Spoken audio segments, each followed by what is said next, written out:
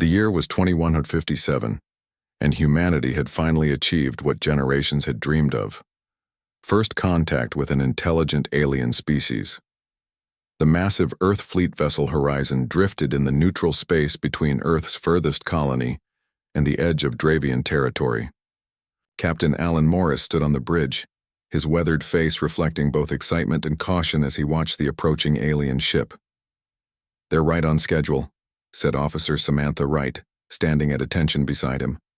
Her dark hair was pulled back tightly, her uniform crisp and perfect for this historic moment. Captain Morris nodded. "Let's hope this goes as planned."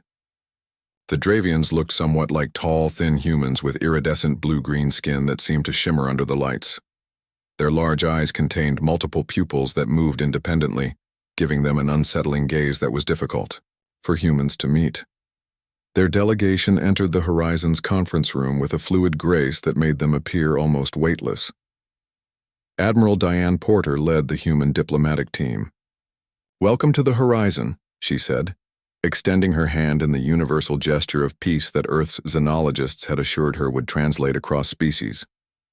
High Delegate Zerk, the Dravian leader, pressed his six-fingered hand against hers, briefly. "We are pleased to establish formal relations with your species," he said through the translation device. His voice had an odd musical quality that the technology couldn't quite capture. "Your advancement has been noted with interest. The initial meetings went well. The Dravians were technologically advanced, with faster-than-light travel capabilities slightly superior to Earth's. They offered trade agreements, scientific exchange, and cautious military cooperation against the unknown threats of the galaxy. Earth's representatives were relieved. Peaceful first contact was never guaranteed.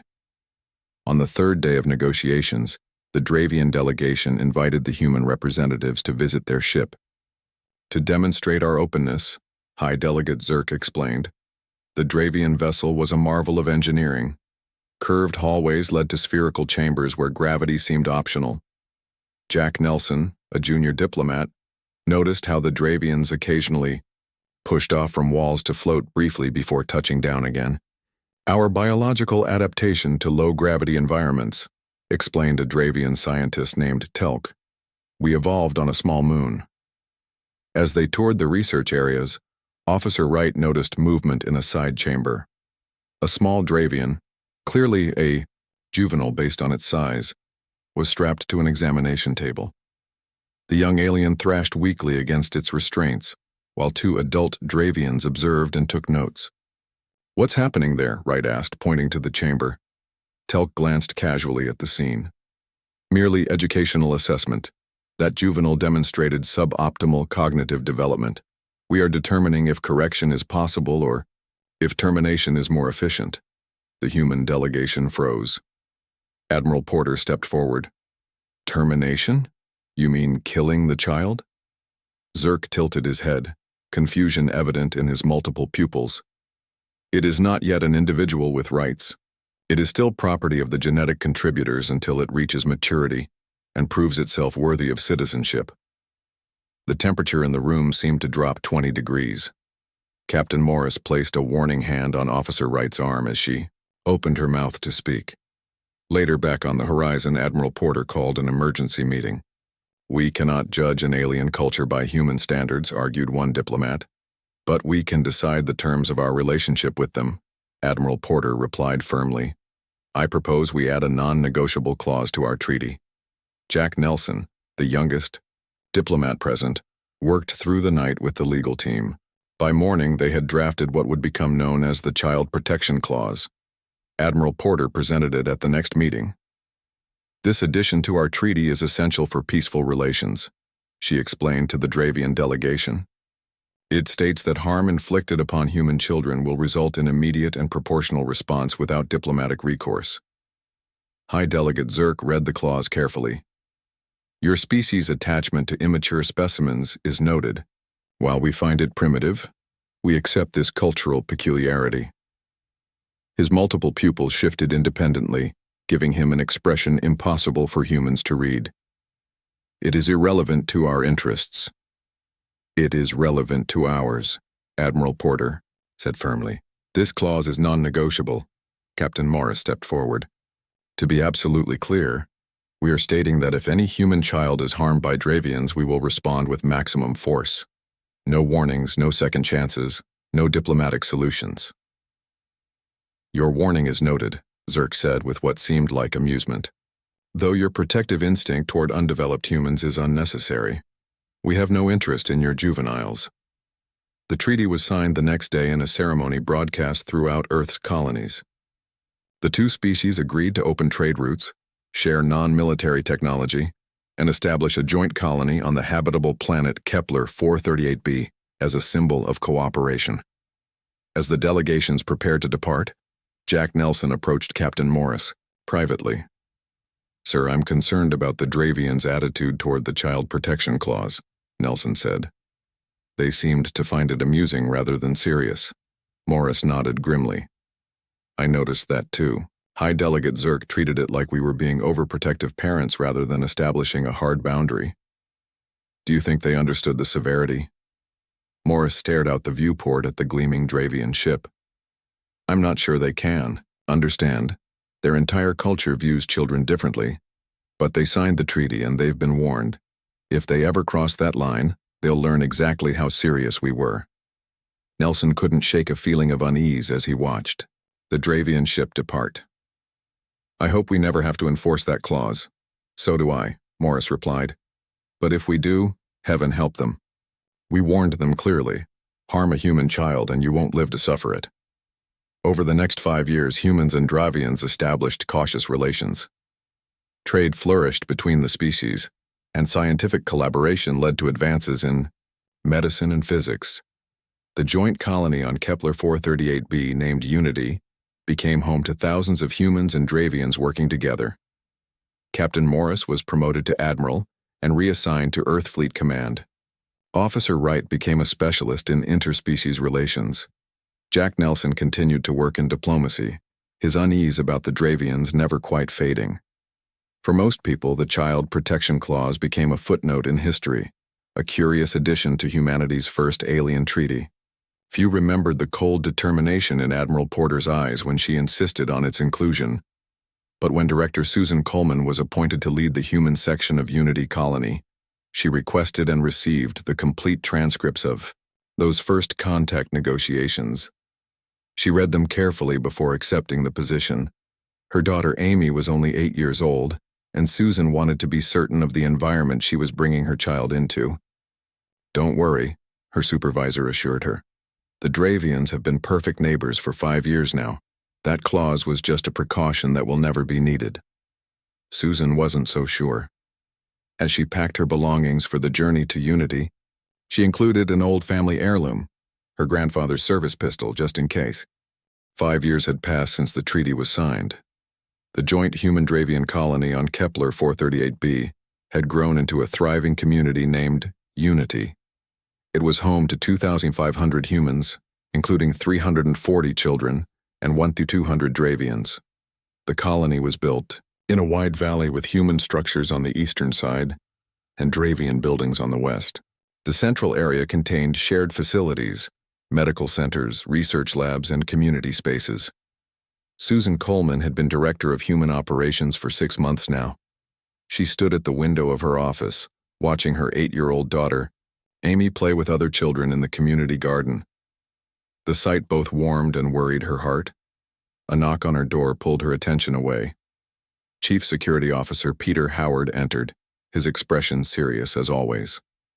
At 45, Howard was a former military man with sharp eyes that missed nothing, and a protective nature that made him perfect for his job.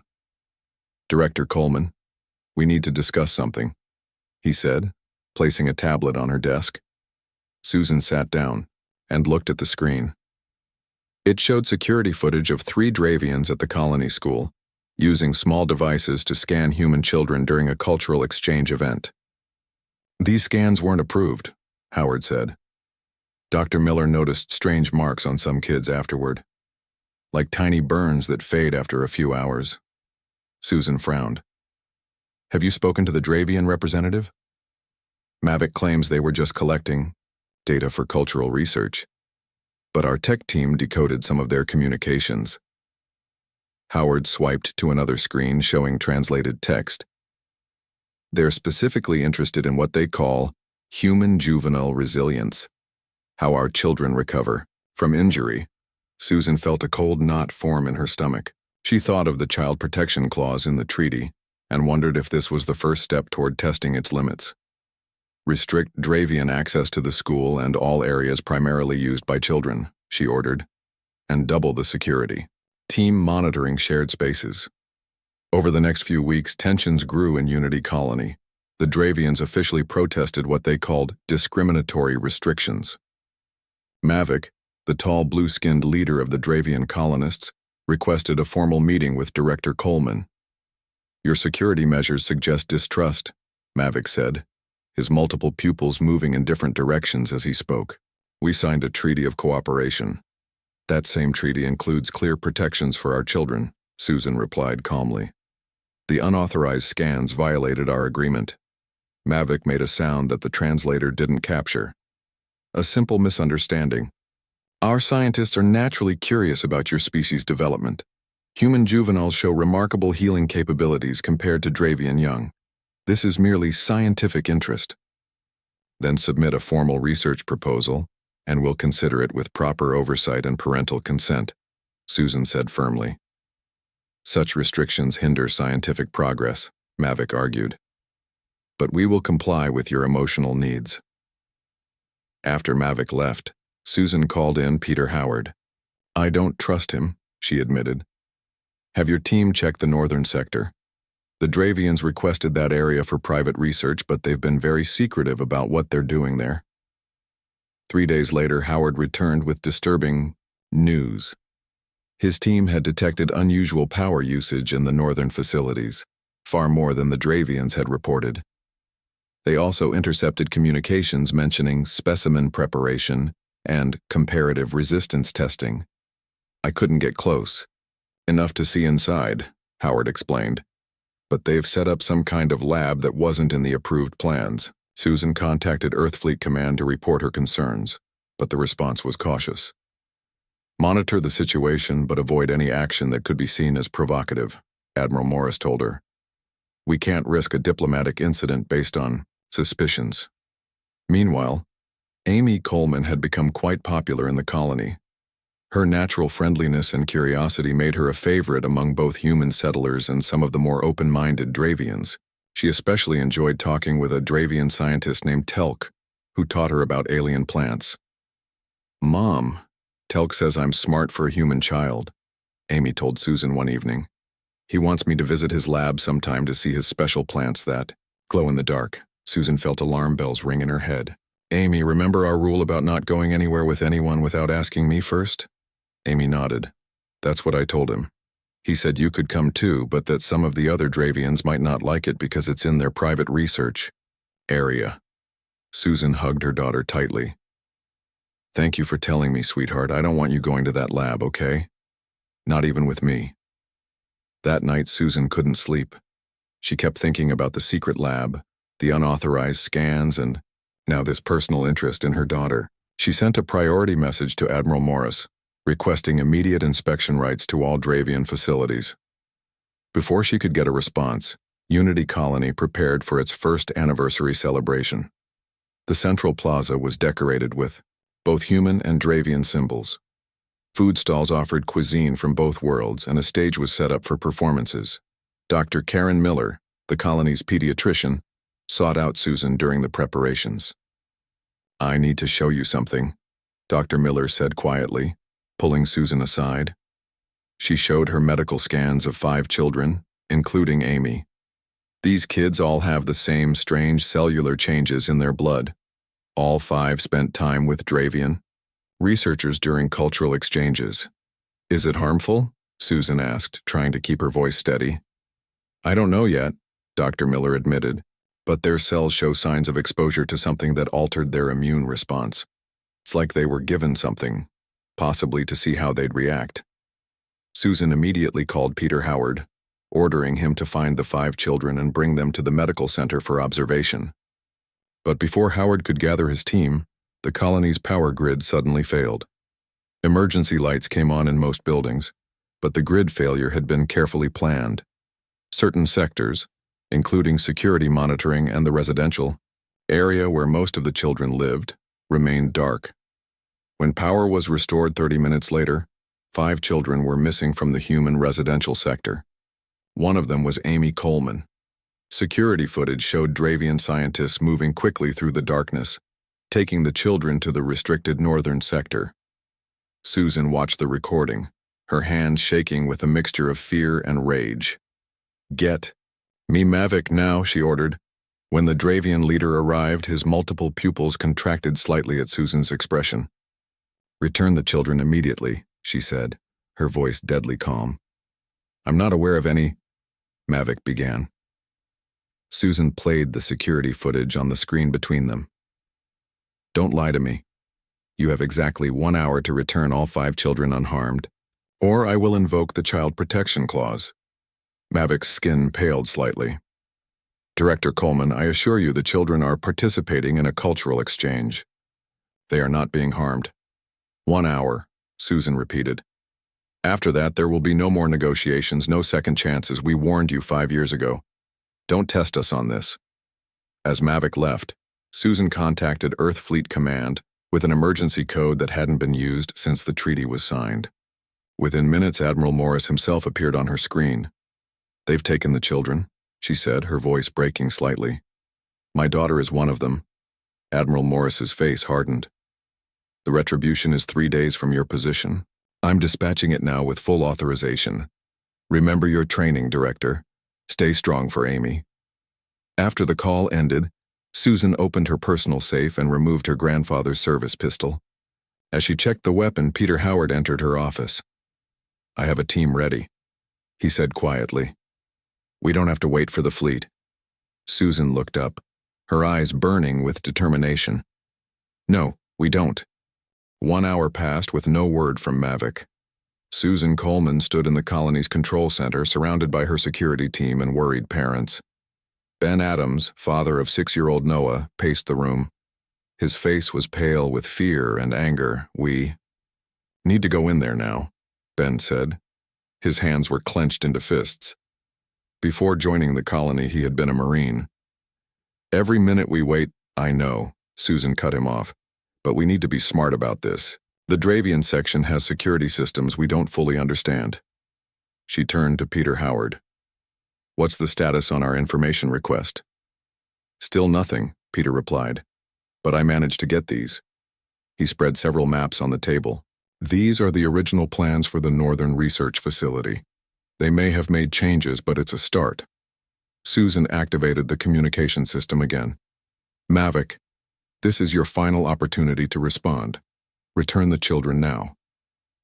Her voice was steady despite the fear twisting in her stomach.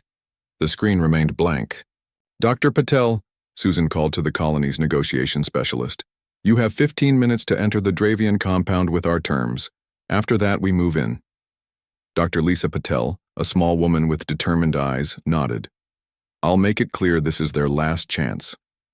While Dr. Patel headed to the Dravian sector with 2 security officers, Susan received a high-priority transmission from Earth Fleet Command. Commander Ryan Blackwood of the military vessel Retribution appeared on screen. "Director Coleman," he said, his face grim. "We're pushing engines to reach you in 48 hours instead of 3 days. Admiral Morris has authorized Protocol Lioness if necessary." Susan felt her blood run cold. Protocol Lioness was the military response plan created specifically for violations of the Child Protection Clause. It authorized maximum force with no restrictions. "Understood, Commander," she replied. "We hope to resolve this before you arrive, but we're preparing for all outcomes." After the call ended, Susan turned to Chief Medical Officer Greg Martinez. "Any luck accessing their medical database?" Dr. Martinez ran a hand through his gray hair. "Yes, but I wish I hadn't." He pulled up several diagrams on his tablet. "These are research files I extracted from their system. They've been studying other species' children for decades. The Dravians believe younger organisms have special adaptive capabilities they can harvest somehow." "Harvest?" Ben Adams stepped closer, his voice tight. "They run tests to see how much stress different systems..." can take, Martinez explained reluctantly. Their notes suggest their own young don't have the same recovery abilities as other species. Before anyone could respond, an alert sounded from the communication station. A technician called out, "Director, we're receiving a signal from inside the Dravian facility. It's being transmitted on an emergency frequency." Susan rushed over. The signal was weak, but a child's voice came through clearly. "Mom? Mom, can you hear me? It's Amy." The voice was frightened but determined. "We're in a big room with lots of tables. They put Noah in a machine and he's screaming. Please come get us." "Amy!" Susan leaned toward the speaker. "We're coming, sweetheart. Can you tell me anything else about where you are?" "There's a big blue door with symbols on it, and I can see mountains through a window." Static interrupted the transmission. "Mom, they're coming back. They're taking Lily now." The signal cut off. Susan straightened up, her decision made. "Peter, prepare your team. Ben, you're with us if you want to be." She turned to her staff. "Start evacuating all humans to the underground shelters. If the Dravians resist our rescue attempt, this could escalate quickly." Just then, Dr. Patel returned. Her face told Susan everything before she spoke. "They refused to see me," she reported. A recorded message said the children are participating in essential research and will be returned when the process is complete. Susan activated the colony-wide alert system. "This is Director Coleman. All human colonists proceed immediately to the emergency shelters. This is not a drill." She paused, then added, "I am officially invoking the Child Protection Clause of the Human-Dravian Treaty." Throughout the colony, sirens began to wail. Parents rushed their children toward the underground bunkers built as protection against Kepler 438b's occasional radiation storms. Security teams took up positions around the human sector. Peter Howard assembled his rescue team in the armory. 12 men and women checked their weapons and protective gear. Among them was Lieutenant Olivia Mason, a tactical specialist who had been mapping the Dravian compound since the first signs of trouble. "Based on Amy's transmission and our scans, we believe they're here." Olivia pointed to a section of the map. "The mountain view narrows it down to the northeastern wing. That's where we've detected the highest power usage." Susan joined them, now wearing a protective vest over her uniform. Commander Blackwood sent updated satellite imagery. She displayed a holographic map showing heat signatures. 5 small human heat patterns are visible here, surrounded by Dravian signatures. "What's our approach?" Ben Adams asked, checking his weapon. 2 teams, Peter said. "Mason leads the main rescue team through this service corridor. My team creates a diversion at the main entrance. Director Coleman coordinates from mobile command." Susan shook her head. "I'm going in with Lieutenant Mason's team." "Director, that's not advisable," Peter began. "My daughter is in there," Susan said firmly. "And I know more about Dravian biology than anyone here except Dr. Martinez." As they prepared to move out, Susan received another transmission. This time, it was from High Delegate Zirk himself, calling from the Dravian homeworld. "Director Coleman," he said, his multiple pupils moving independently. "I understand there is some concern about your juveniles." "You know exactly what's happening," Susan replied coldly. "Your scientists have abducted 5 human children for experimentation. Return them immediately, or face the consequences spelled out in our treaty." Zirk's expression didn't change. "These are merely scientific inquiries. The specimens will be returned when the research is complete." "Specimens?" Susan's voice was dangerously quiet. "Those are our children. Human children. Protected explicitly by our treaty. Your emotional attachment to undeveloped members of your species is noted," Zirk said dismissively.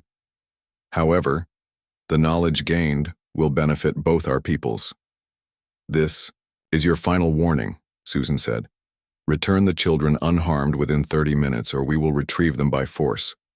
"Force would violate our agreement and risk war," Zirk replied. "Read the treaty again," Susan said. "The Child Protection Clause specifically states that harm to human children will result in immediate response without diplomatic recourse. You were warned when you signed it." She cut the transmission and turned to her team. "Let's move." We have children to save. As they approached the Dravian compound, Susan's communicator beeped. It was Dr. Martinez from the medical center. Director, his voice was strained. I just decoded more of their research protocols based on what I'm seeing. He hesitated. They don't intend to keep the children alive after the tests. They consider them lab subjects, not people. Susan stopped walking. For a moment, the weight of his words sinking in. Then she tightened her grip on her grandfather's pistol. Understood, she said quietly. Rescue team switched to Plan Delta. Lieutenant Mason looked at her sharply. Plan Delta was their most aggressive approach, authorized only if they believed the hostages were in imminent danger of death. Are you certain, Director? Mason asked. Susan thought of Amy's voice, of Noah's screams in the background of the transmission. She thought of the child protection clause and why it had been written in the first place. Yes, she said. They were warned. Plan Delta began with silence. Peter Howard's team moved toward the main entrance of the Dravian compound, while Lieutenant Mason led the rescue team through a service tunnel that connected the human and Dravian water systems. Susan moved with Mason's team, her heart pounding but her hands steady. Heat signatures still show all 5 children in the same location, Mason whispered, checking her scanner. But one signature is weaker than the others. Susan tried not to think about what that might mean. Instead, she focused on the path ahead as they emerged from the tunnel into a dimly lit maintenance area. The air here smelled different, something sharp and chemical that wasn't present in the human sector. 2 Dravian guards ahead, Mason signaled. She motioned to a team member who raised a specialized weapon. It fired 2 silent darts, and both guards slumped to the floor without a sound. Non-lethal nerve agent, Mason explained. They'll be unconscious for about an hour. The team moved forward, following the heat signatures. Through her earpiece, Susan heard Peter's voice. Diversion, team in position, ready on your mark. Hold for my signal. Susan replied softly. Above the colony, in the darkness of space, the military vessel Retribution dropped out of faster-than-light travel. Commander Ryan Blackwood stood on the bridge, watching the planet grow larger on the view screen. We're still 28 hours ahead of schedule, sir, his navigator reported. Engines are running hot. Begin cooling sequence, Blackwood ordered, and prepare all tactical systems. He turned to his communications officer. Get me Director Coleman. On the colony's surface, Susan's communicator vibrated.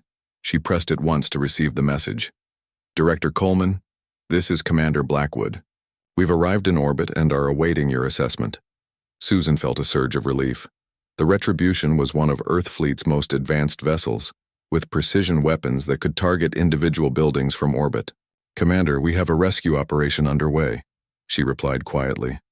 5 human children were taken for experimentation by Dravian scientists. We've invoked the Child Protection Clause. There was a brief pause before Blackwood responded. Understood. The Retribution stands ready to provide whatever support you need. Be advised that Earth Fleet Command has authorized full implementation of Protocol Lioness at your discretion. Acknowledged, Susan said. Stand by for now. We're attempting to extract the children first. The rescue team reached a blue door with strange symbols exactly as Amy had described. Lieutenant Mason scanned it carefully. No obvious alarms, she reported. But there's an energy field. Our weapons won't work inside. Ben Adams stepped forward. Then we do this the old-fashioned way. He pulled out a combat knife and a stunner. Several other team members did the same. Susan checked her grandfather's pistol. It was purely mechanical. No electronics that could be disabled by Dravian security fields. Remember, our priority is getting the children out safely. Mason nodded. On 3, 1, 2, 3. The team breached the door and rushed inside. The room beyond was large and clinical, with gleaming metal tables and equipment. 5 small forms were visible, each child strapped to a separate table. Dravian scientists moved between them, recording data on glowing tablets. Grand Researcher Kelv, the lead Dravian scientist, turned in surprise as the humans entered. This is a violation of our agreement, he said calmly. as if discussing weather rather than children. "You violated the agreement first," Susan replied, her voice ice cold. "Step away from the children. Now." The Dravian scientists hesitated, looking to Kelv for direction. He made a dismissive gesture with his six-fingered hand. "These are research subjects. Our work is not complete." Ben Adams moved faster than Susan thought possible. In seconds, his knife was against Kelv's throat. "Those are our children," he growled. "My son is on that table." Susan rushed to Amy's side while the rest of the team secured the room and checked the other children. Amy was pale but conscious, her eyes widening with relief when she saw her mother. "Mom," she whispered, as Susan quickly unfastened the restraints. "They hurt Noah really bad." Susan looked over to where Mason was checking the small boy on the next table. The lieutenant's face was grim as she worked. "He's alive, but his pulse is weak. We need to get him to Dr. Martinez right away." Across the room, Ben had reached his son. His anguished cry told Susan everything she needed to know. Noah Adams was in critical condition. "What did you do to him?" Ben demanded, still holding his knife to Kelv's throat. The Dravian scientist looked genuinely confused by the human's distress. "We tested his cellular regeneration capabilities. The procedure was standard." "Standard?" Ben's voice broke. "He's just a little boy." Susan finished freeing Amy and moved to help with the other children. All were conscious but showing signs of various tests: needle marks, small incisions, and patches of discolored skin. 8-year-old Lily Chen was shivering uncontrollably. "Get them out of here," Susan ordered. "Mason, lead the evacuation." "Ben, we need to move now." For a moment, she thought Ben might kill Kelv where he stood. Instead, he lowered his knife and gathered his injured son in his arms. "This isn't over," he told the Dravian scientist. As they prepared to leave, alarms began blaring throughout the compound. Mavik's voice came over the internal communication system. "Attention, human intruders. You have violated our sovereign territory. Return to your sector immediately or face consequences." Susan activated her communicator. "Peter, what's your status?" "We're holding the main entrance, but they're bringing in reinforcements," Howard replied, the sound of energy weapons firing in the background. "I'm not sure how long we can maintain position." "Begin fallback procedures," Susan ordered. "We have the children and are heading to extraction point 2.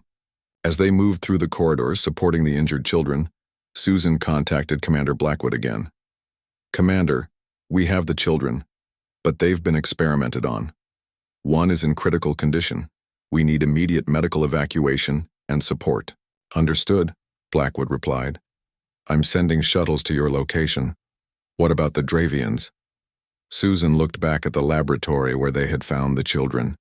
The images would haunt her forever. Her daughter and 4 other children, strapped to tables, treated like lab specimens. She thought of the Child Protection Clause and its clear language: immediate and proportional response, without diplomatic recourse. "The Dravians were warned," she said finally. "They chose to ignore that warning. Noah Adams may not survive what they did to him." The commander's voice was solemn. "Director Coleman, I need your official authorization to implement Protocol Lioness." Susan watched as Ben carried his son, the boy's breathing shallow and labored. She saw the tears streaming down Amy's face as Mason helped her walk. She remembered High Delegate Zerk's dismissive attitude toward human juveniles and Kelv's confusion about why experimenting on children was wrong. "This is Director Susan Coleman of Unity Colony," she said, her voice steady despite the emotion behind it. "I officially authorize implementation of Protocol Lioness. The Child Protection Clause has been violated." "Authorization confirmed," Blackwood replied. "Precision targeting systems activated. Evacuation shuttle ETA 3 minutes. Get your people to safety, Director." As they reached the extraction point, Susan looked up at the sky. Somewhere up there, the Retribution was preparing to show the Dravians exactly how seriously humans took their warnings about protecting children. "Mom," Amy whispered beside her, "are we going to be okay?" Susan hugged her daughter close. Yes, sweetheart. We're going to be fine. She looked back toward the Dravian compound. But they won't be. The evacuation shuttles from the Retribution landed in a clear area just outside the human sector of Unity Colony. Medical teams rushed out with stretchers and equipment. Susan watched as they carefully placed Noah Adams on the first stretcher, attaching monitors and starting emergency treatment immediately. "Get them to the ship," Commander Blackwood ordered as he stepped off the second shuttle. He was a tall man with a face that had seen too many battles. When he looked at the injured children, his eyes hardened. "Our medical bay is better equipped than the colony facilities." Susan nodded, still holding Amy's hand tightly. "What about the rest of the colonists?" "We're moving them to safety now," Blackwood said. "All human colonists will be temporarily relocated to the Retribution or to emergency shelters outside the impact zone." Ben Adams refused to leave his son's side as the medical team lifted Noah's stretcher into the shuttle. The boy's face was pale and still, his breathing shallow and irregular. Dr. Martinez climbed in behind them, already working to stabilize the child. "He's going to make it," Susan told Ben, hoping she wasn't lying. "Dr. Martinez is the best." Ben looked back at her, his eyes full of pain and rage. They did this to him to see how much he could take. They were measuring his pain responses. His voice broke. "He's only 6 years old." As the medical shuttles lifted off toward the Retribution, Blackwood led Susan to a secure communication station. "High Delegate Zirk is demanding to speak with you," he said. Susan took a deep breath and activated the screen. Zirk's image appeared, his multiple pupils contracting with what might have been anger. "Director Coleman," he said, "your military action is a violation of our treaty. Return our scientists and research subjects immediately." "Research subjects?" Susan's voice was deadly quiet. "You mean the children your people tortured?" "This emotional language is unhelpful," Zirk replied. "The juveniles were being studied under controlled conditions. You were explicitly warned 5 years ago," Susan said. "The Child Protection Clause was non-negotiable." "We are prepared to negotiate now," Zirk offered. "Perhaps compensation for any inconvenience." "There will be no negotiations," Susan cut him off. The treaty was clear. Harm to human children results in immediate and proportional response without diplomatic recourse. You would risk war over undeveloped humans? Zirk seemed genuinely confused. "We're not risking war," Commander Blackwood stepped into view. "We're ending this situation exactly as we promised we would 5 years ago. You have 30 minutes to evacuate all Dravian personnel from research and military facilities. After that, those facilities will be destroyed." "This is outrageous," Zirk protested. "The Dravian Council will—" Susan terminated the transmission. She turned to Blackwood. "Will they evacuate?" "Some will," he replied. "The smart ones. The rest don't believe we'll actually do it." He checked his watch. "The precision targeting systems are locked on all Dravian research and military structures. No civilian targets will be hit." "And we're sure about that targeting?" Susan asked. "I don't want any innocent Dravians hurt because of what their leaders decided." "The targeting is precise to within 1 meter," Blackwood assured her. "We've identified exactly where their military and research personnel are located." Susan thought about Noah Adams, fighting for his life, about Amy and the other children, who would carry the scars of this experience forever, about the centuries of other species' children who had suffered in Dravian labs according to the records Dr. Martinez had found. "Proceed as planned," she said finally. From the safety of the Retribution, Susan watched through a viewing port as the ship's weapons fired. Beams of concentrated energy struck the surface with surgical precision. On tactical displays, she could see exactly what was happening. The Dravian research facility where the children had been held was the first target, then their military barracks, then their weapons storage. One by one, every Dravian military and research structure was destroyed. The bright flashes lit up the night side of the colony like artificial lightning. It was over in less than 10 minutes. "All targets neutralized," reported the tactical officer. "No spread to civilian areas." confirmed evacuation of 82% of targeted facilities before impact.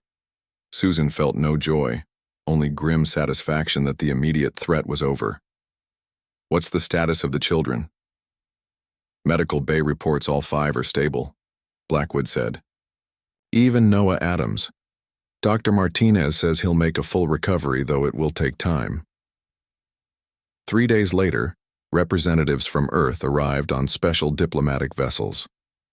Along with them came ships from 17 other species who had treaties with both humans and Dravians. An emergency Galactic Council session was called on neutral territory.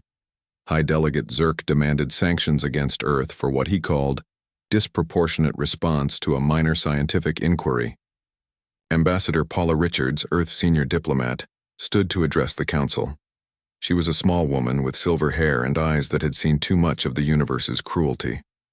5 years ago, she began, we included the child protection clause in our treaty with the Dravians. We were absolutely clear about what would happen if human children were harmed. She activated a display showing medical scans of the 5 children, especially Noah Adams's extensive internal injuries. This is what the Dravians did to our children, she said quietly. They experimented on them. They tortured them. They planned to kill them when they were finished. The council chamber was silent. We did exactly what we promised we would do, Ambassador Richards continued. No more, no less. The Dravians were warned. They chose not to believe us. The council voted unanimously to reject Dravian claims of treaty violation. Moreover, 17 species immediately requested to add similar protection clauses to their own treaties with Earth. 6 months later, Susan Coleman stood in the newly rebuilt Central Plaza of Unity Colony. The Dravians who had remained, mostly civilians who had opposed their government's actions, worked alongside humans to create a memorial.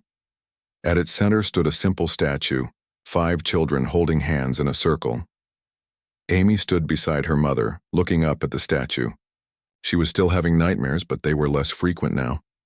Dr. Eric Johnson, the trauma specialist, said all 5 children were healing well, both physically and emotionally. Mom, Amy said suddenly, do you think they understand now? The Dravians, I mean. Susan looked across the plaza where a group of Dravian children were playing with human kids under the watchful eyes of their parents. The remaining Dravians had adapted their cultural practices, learning from their human neighbors to value and protect their young. I think they're learning, Susan replied. On the far side of the galaxy, a new species made first contact with a human exploration vessel. Their first request, before any formal introductions, was surprising. We have heard of the incident with the Dravians, their ambassador said. Before we proceed with diplomatic relations, we request a complete briefing on your child protection policies.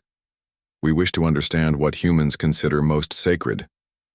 The human captain nodded solemnly. We'll be happy to explain.